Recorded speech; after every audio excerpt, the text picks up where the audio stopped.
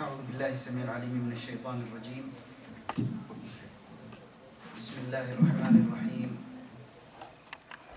إن الذين يكتمون ما أنزلنا من البينات والهدى من بعد ما بيناه للناس في الكتاب أولئك يلعنهم الله ويلعنهم اللاعنون إلا الذين تابوا وأصلحوا وبينوا فأولئك أتوب عليهم وأنا التواب الرحيم. صدق الله العظيم. Dear brothers and sisters in Islam, Assalamu alaikum wa rahmatullahi ta'ala wa barakatuh. Inna lillahi wa inna ilayhi raji'un. Today we are in this gathering to commemorate the martyrdom of Sayyidina Imam al-Hussein, Sayyid al-Shuhada. And this title of Sayyid al-Shuhada is not given him by us or by any muhibbeen, but it was given him by Holy Prophet sallallahu alaihi wasallam. Holy Prophet sallallahu alaihi wasallam says in hadith narrated by Imam al-Hakim, he says, Sayyid al-Shuhada'i Hamza wa rajulun qama ila أمير جائر أو سلطان جائر فأمره ونهاه فقتله.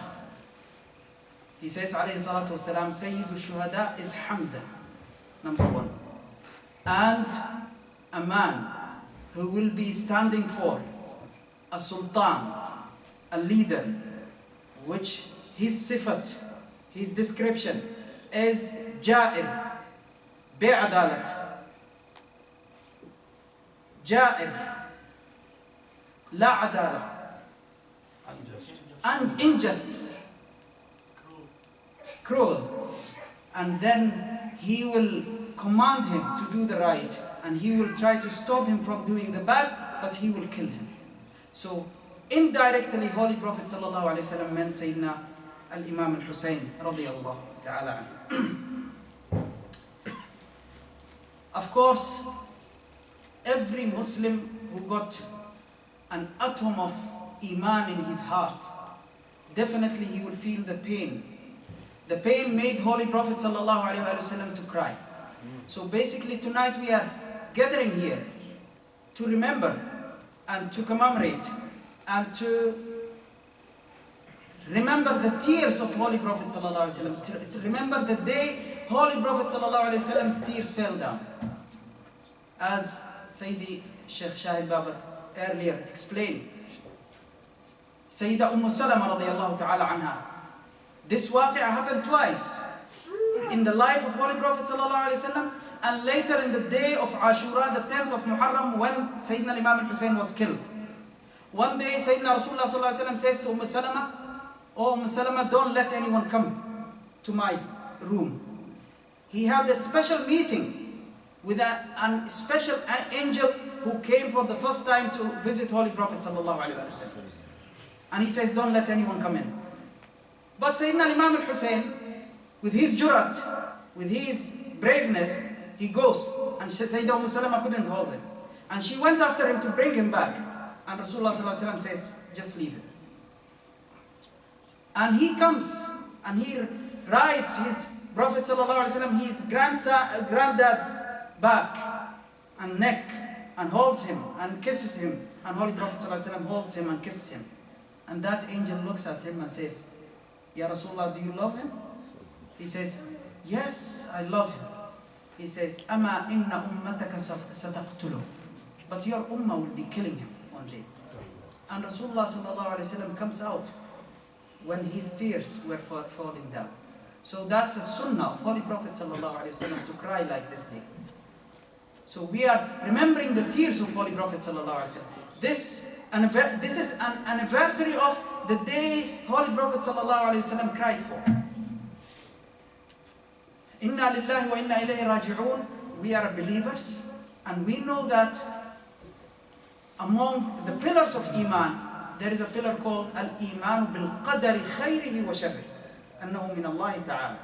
That we believe in the qadr, we believe in the fate, we believe in the destiny, that good and bad are from Allah subhanahu wa ta'ala. Holy Prophet sallallahu alaihi wasallam cleared everything. And today we are living in a world where you press a button and immediately you find all the information. And unfortunately, the amount of information which is valid for everyone, young and adult, it is uncontrollable. Therefore, I believe it is not time to hide the realities, although some realities are painful. And in the ayah previously I was reading, Allah subhanahu wa ta'ala condemns those who hides the reality and says, La'natullahi wa malaikati wa nasi ajma'in will be on them. The curse of Allah and the curse of the cursers will be on them. Yes, we don't want to create fitna, but in the same time, we need to tell our generations, our youngsters especially, who are coming up with questions day and night, we need to tell them what is the reality so that they don't go and seek the reality from a wrong source and they get the wrong information. Holy Prophet ﷺ cleared everything. And as we know, Allah subhanahu wa ta'ala told him, وَعَلَّمَكَ مَا لَمْ تَكُنْ تَعْلَمْ. Allah taught him everything. Allah taught him everything. Allah told him everything. He knew what was in the past, what happened in the past before he arrives to this world, and what was happening in his time, and what will happen after him till the day of judgment. Therefore, we need now, it is time to reread the abwab of fitan, because there is chapters called the Babul Fitan in the books of Hadith, which are unfortunately not read. We always read about Aqidah, we always read about fiqh, we always read about adab and suluk and tasawwuf and zuhd, but we don't touch the abwab of fitan. And it is the bab at the time of reading about the fitan, because all the fitan you can see around the world, especially in the Muslim countries, Iraq, Yemen, Syria, wherever, all are told by Holy Prophet ﷺ. He cleared everything for his ummah. But the problem is within the ummah, because they left the first word was revealed in the Quran, which was Iqra, read. But our reading should be again with the name of Allah subhanahu wa ta'ala, not with the name of shaitan, not with the name of siyasa, not with the name of fitna, not with the name of benefits and seeking benefits from here and there. Because unfortunately the khitab, which is even the Islamic khitab today, in some members and in some masajid, it is a khitab of fitna, which Holy Prophet ﷺ says, khutaba'ul fitna. He saw them in the Isra al-Mi'raj, in the hellfire, getting cut by scissors from the hellfire, their tongues. They are khutaba'ul fitna. They always create fitna. Let's go back in that time when Holy Prophet ﷺ makes dua and asks Allah subhanahu wa ta'ala 3 things for his ummah. And I know the time is very short, but I will try to give you points, and then you can link between those points to finally find the full picture and the full image of the map. Holy Prophet ﷺ asks Allah subhanahu wa ta'ala 3 things for his ummah. He says, Ya Allah, don't let enemies from other than my ummah, from the kuffar, from the munafiqeen, from the kuffar, comes and finish my ummah. And Allah accepts for him. He says, definitely no enemy will come from out of them and finish them all once. A lot of wars being in, but the Muslims still are there. They never finish once by hand of another enemy. Whatever the enemy's power is. Second thing, Holy Prophet ﷺ asked for his ummah, Ya Allah, don't make my ummah get into disaster which finishes them all once like the previous ummahs. Where is Qawm Aad? Where is Qawm Thamud? Where? All are finished by disaster, nature disasters. Once. And Allah subhanahu wa ta'ala accepts from him again. He says, yes, I accepted that from you. And the third thing the Holy Prophet ﷺ asked Allah subhanahu wa ta'ala for was, Ya Allah, don't make them enemy to each other. Don't make them fight. And Allah subhanahu wa ta'ala says, I accepted the 2 first things, but not this one.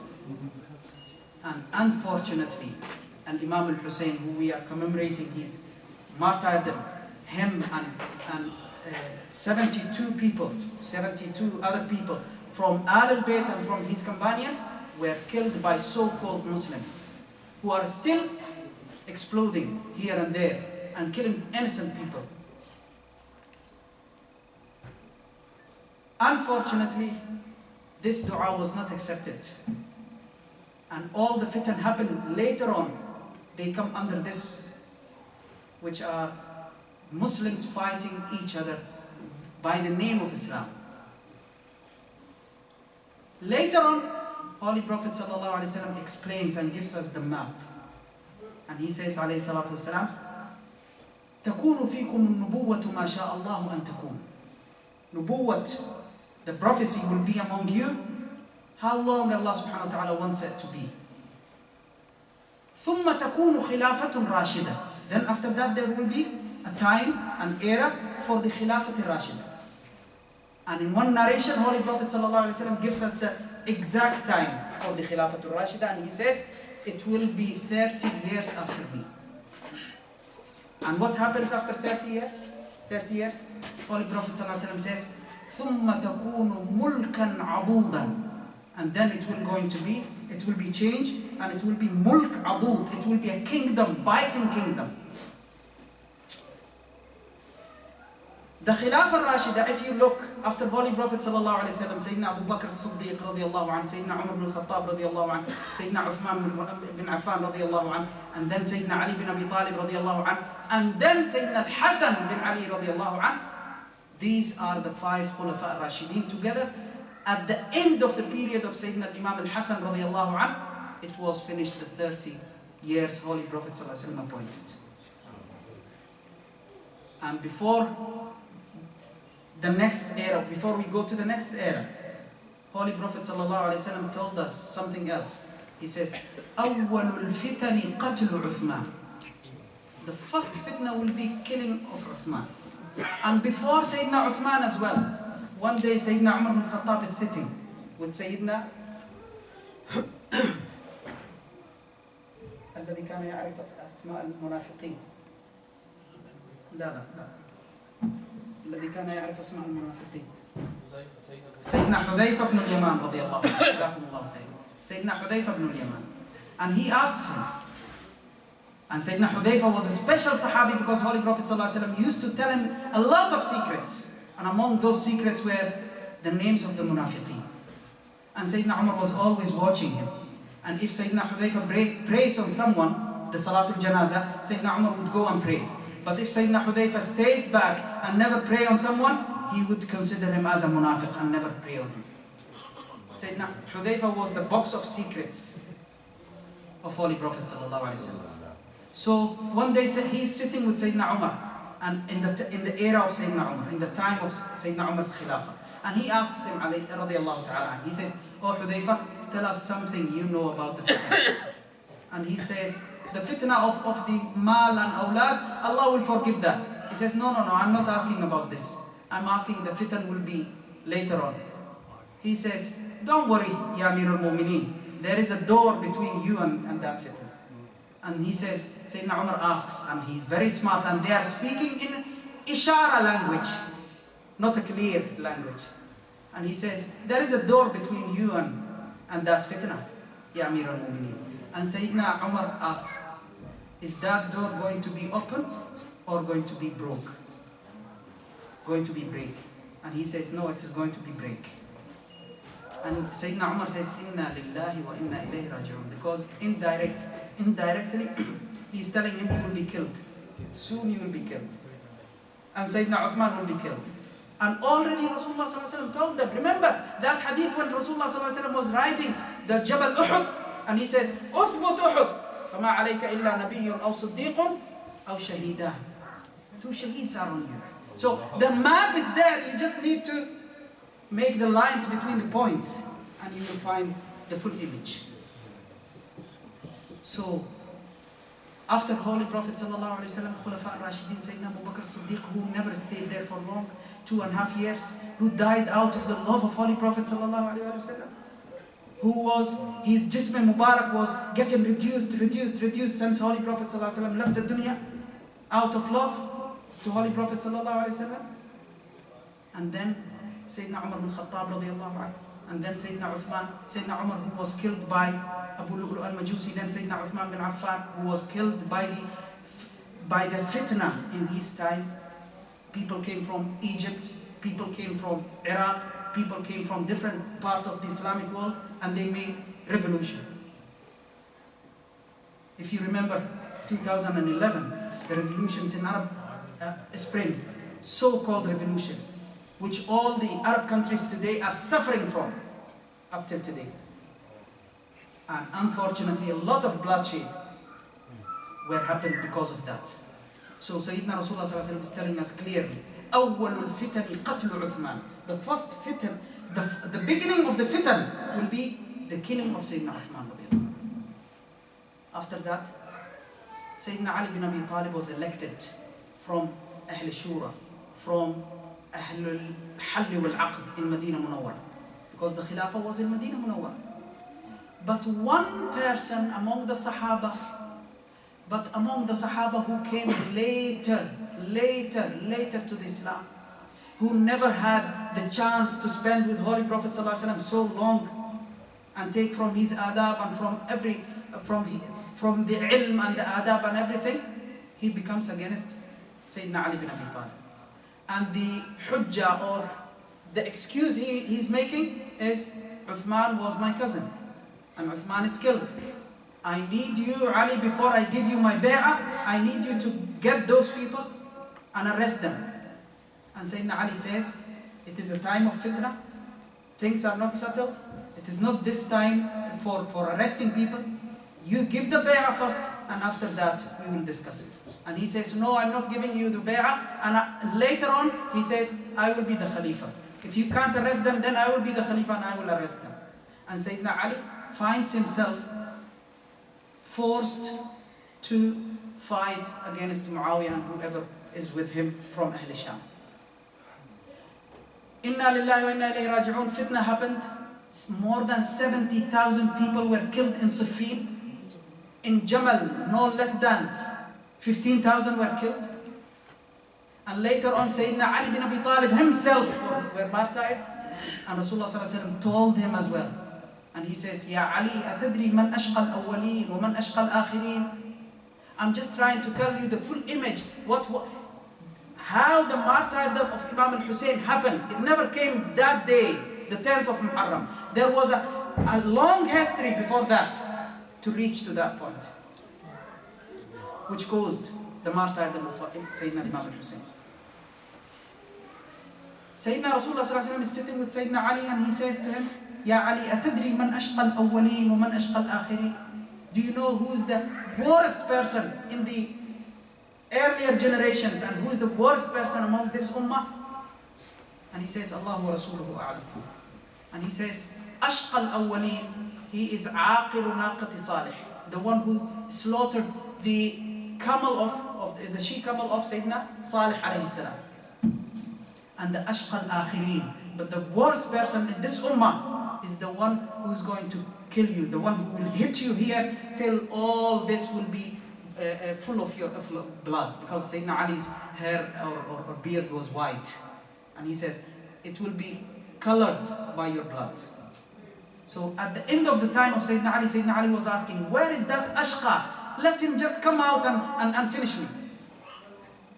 Because there was a lot of fitan and he had to fight against the Khawarij, and he had to fight against Muawiyah and the people of Sham. He had to fight Sayyidina Zubair bin Awam, his cousin. But all those were fitan. And it is our role today to find an exit from those fitan. You know what is the exit of that fitan? Up till today, why people are fighting each other and saying and making problems from Sunnah and Shia everywhere, and how to get out and not to become a part of the problem, but to try to be a part of the solution. So learning the life of Sayyidina Imam al-Hussein saves us. Learning about Sayyidina Imam Ali saves us from the fitan.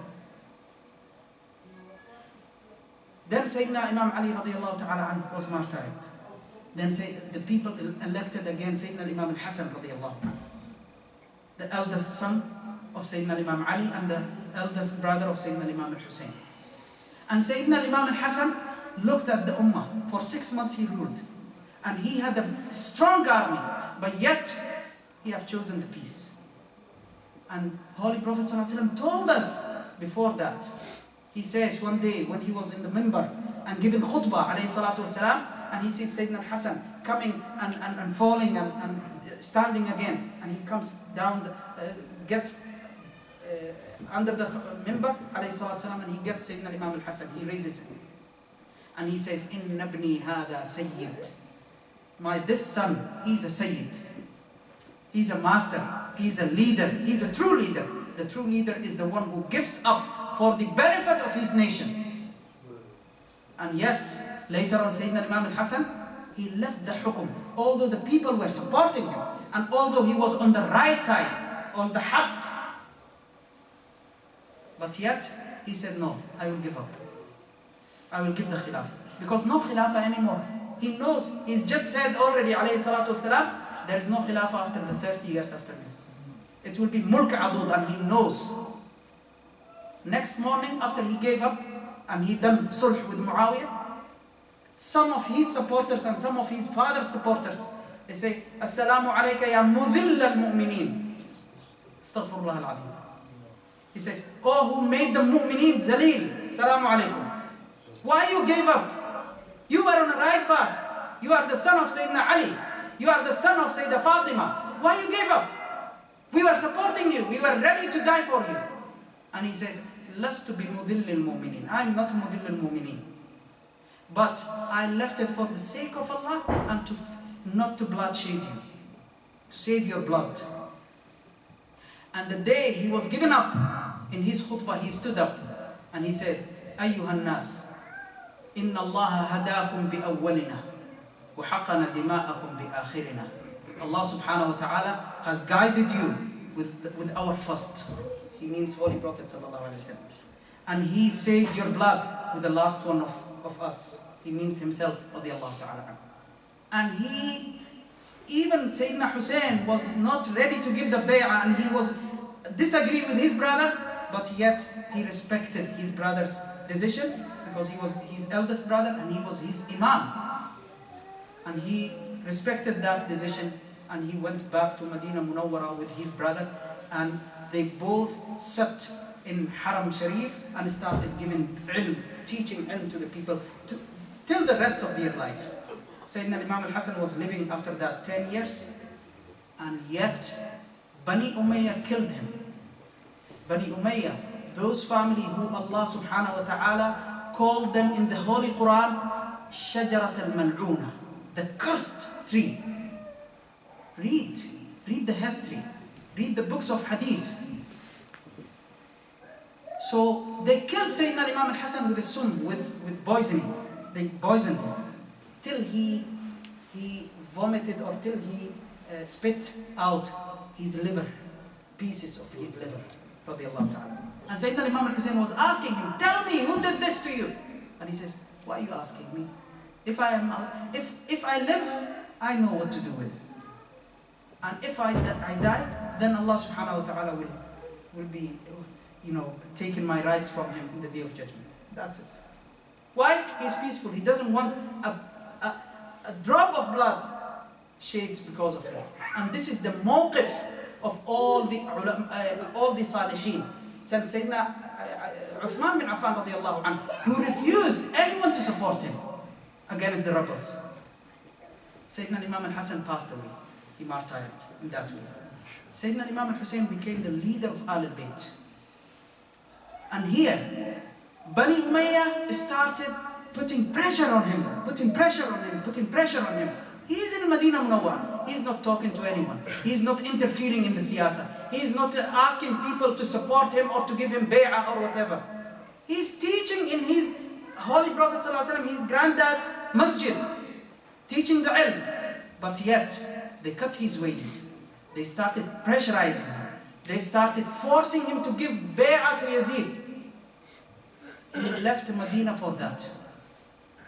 He refused to give the bay'ah and he left Medina. Just not to cause any fitna inside Medina. And he went to Makkah al-Mukarramah. In Makkah al-Mukarramah, again, it was near the Hajj time. And Sayyidina Imam al-Hussein was intending to do the Hajj that year. But he heard the news, and he had the news that Bani Umayyah will come and will try to force him when he's in the Haram. He was thinking that if they come and try to force me here, and the Sahaba are around me, definitely there will be a bloodshed, because they will try to defend me, and those people, they will try to kill me. And he knows he is going to be killed and he's going to be martyred. For the sake of peace, for the sake of respecting the Haram Sharif, he left Makkah al-Mukarramah again. Although Abdullah ibn Abbas was holding him and crying and asking him to stay, he refused. He asked him to go to Yemen, he refused. He asked him, at least go by yourself and leave your family, leave the kids, leave the ladies. And he says, no, I know I'm going to be killed. But if that will please Allah, I'm ready. I saw my Jadd, Holy Prophet ﷺ, and he told me everything. Don't worry, Abdullah ibn Abbas. And he leaves Makkah al-Mukarramah, and he leaves to Karbala. Imam al-Hussein radiallahu ta'ala, and he left Makkah al-Mukarramah Tuesday, the 8th of Dhul Hijjah. 8th, one day before Hajj, he left. Although he intended Hajj, just not to cause any problems in the Hajj. He left. And he reached Karbala Thursday, the 2nd of Muharram, the year 60. You know the year 60? It is the year Sayyidina Abu Hurairah radiallahu anhu was always saying, Allahumma inni a'udhu bika min ra's al-sittin wa imarat al-sibyan. Oh Allah, may I not reach the year of 60. He doesn't want to see Holy Prophet sallallahu alayhi wa sallam's grandson is killed and humiliated in front of him. And his head is taken to Yazid. He doesn't want to be like Sayyidina Anas bin Malik, who was very old at that time, and he saw Yazid playing with his stick in the mouth, in the blessed mouth of Sayyidina Imam al-Hussein. And he says, Irfa' qadibaka ya Yazid. He says, move your stick. Wallahi, many times I've seen this mouth, this blessed mouth, kissed by Holy Prophet sallallahu alaihi wasallam, and today you are doing this. So Sayyidina Abu Hurairah was asking always, Ya Allah, it is in Sahih al-Bukhari, Muslim, Nasa'i, Tirmidhi, Hakim, all of books of the Hadith and books of history. He says, Allahumma inni a'udhu bika min ra's al-sittin wa imarat al-sibyan. Oh Allah, I seek refuge from you, not to reach. May Allah not, Ya Allah, may I not reach the year of 60, and when the kids will be ruling, the youngsters when they are ruling. And he meant Yazid. La'natullahi alayhi. Sayyidina Imam al-Hussein received, when he was in Makkah, he received letters from people of Iraq asking him to come and they will support him. They are ready with 12,000 people to support him. And he left Makkah not to cause, number one, not to cause bloodshed in Makkah al-Mukarramah, and also to show that those who claims they love him, up till today, those who claims they love him, they are not truthful. He wanted to show us the two people, those who are against him, who are called Nawasib, the enemies of Ahlul Bayt, and those who claims they love him, but unfortunately in the real time they put him down. He came to Iraq to find no one is there for him.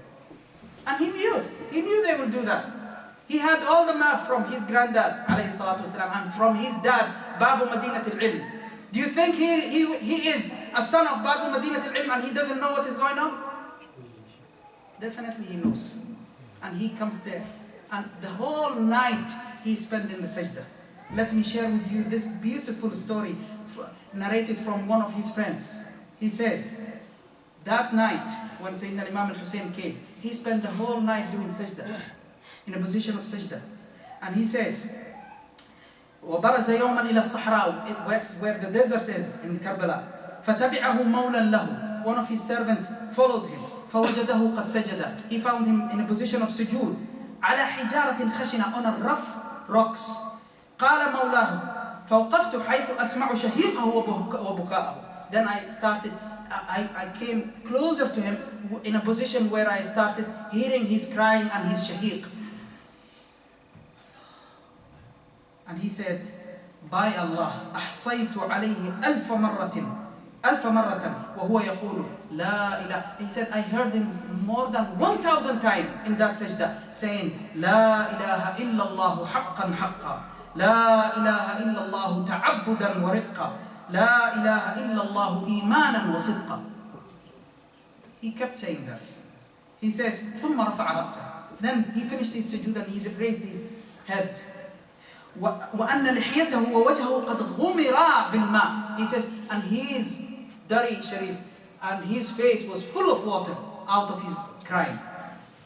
He's not crying, by the way, fearing of death, but he was crying because he saw those people who want to kill him, and he saw them in the hellfire. They are going to hellfire because of his martyr, because of killing him, and he wanted them to go to Jannah because he is the grandson of the Rahmatul lil Alameen. He had mercy on them. But unfortunately, they didn't understand that motive. And he says, the khadim or the servant asks him, Ya Mawlai, Ya Sayyidi, ama ana lihuznika an yanqadi wa libuka'ika an yaqil. He says, is it not time to stop feeling pain and stop feeling sorrow and stop your huzn, your sadness, and stop your tears? He says, quiet, oh fulan, quiet. He says, Ya'qub ibn Ishaq, Hazrat Ya'qub ibn Ishaq, ibn Ibrahim, kana nabiyyan, he was a nabi. Ibn Nabi, he was a son of Nabi. And he had 12 kids, 12 sons, all of them they were Nabi. And Allah subhanahu wa ta'ala have taken one of them, who was Sayyidina Yusuf alayhi salam. He says, look, Sayyidina Ya'qub was a Nabi, and he was a son of a Nabi, and he had 12 sons who were all of them Nabi. And Allah take only one of them from him, hidden one of them from him. فَشَابَ رَأْسُهُ مِنَ الْحُزْنِ, and his all hair became white out of sadness. وَحْدَوْدَبَ ظَهْرُهُ مِنَ الْغَمِّ, and his back became bonded just because of sadness. وَذَهَبَ بَصَرُهُ مِنَ الْبُكَاءِ, and his basar, his eyesight finished just because out of crying. He says, oh Fulan, don't you know? And he says, and yet his son was in the dunya. Sayyidina Yusuf was still alive. He says, oh Fulan, don't you know? I've seen my dad was killed in front of me. I've seen my brother was killed in front of me. And I've seen 27 people of my Ahlul Bayt were killed in front of me. You don't want me to get sad? So this was the Shaheedu Karbala, Sayyidina Imam al-Hussein radiyallahu ta'ala. Of course, we can't say everything and we can't conclude the whole history happened in that time in one jalsa or in one dars, but inshallah to be continued and to get more details. But please and please, let's go back and read. Let's stay away from the fitan by saving our tongues and by saving our hands from bloodshed, from fitna, from disrespect to Holy Prophet ﷺ, Sahaba, or disrespect to the Ahlul Bayt of Holy Prophet ﷺ. هذا وما علينا إلا البلاغ وصلى الله على سيدنا محمد وآله وصحبه وسلم.